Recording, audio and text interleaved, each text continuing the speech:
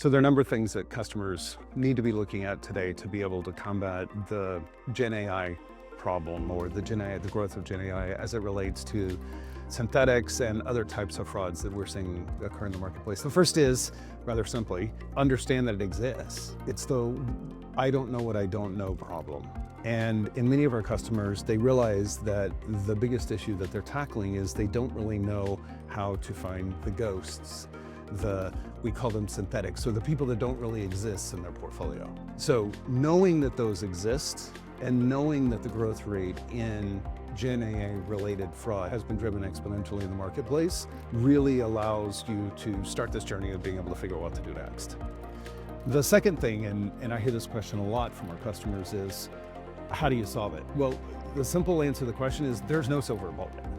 There's no single way that you're going to be able to tackle, anybody can tackle fraud. What's old is new. We're seeing the same types of fraud emerge that we've seen in the past, whether they're scams or some type of engineering of someone trying to be someone that they're not when they walk into a retail establishment or a bank or any other type of organization and purport to be someone that they're not, has been happening for a long time.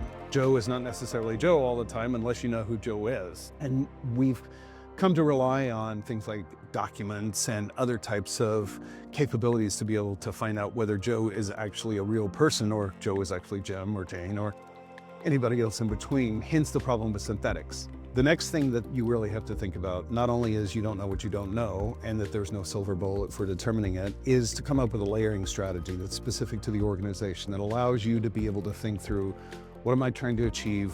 What data do I need to do that? How do I corroborate that data by going to, say, primary authoritative data sources as well as secondary data sources that allow you to be able to objectively determine whether Joe is who he says he is and any part in his engagement with your organization.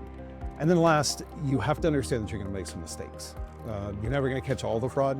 You should be able to catch most of it, but learn from those mistakes rather than being critical of those. And as long as you're staying within a certain sort of degree of reasonableness, most of our customers understand that in fact, fraud is something that they can continue to learn from as well, so that the next way that they're detecting that bad guy that's walking in the front door will be better and more effective.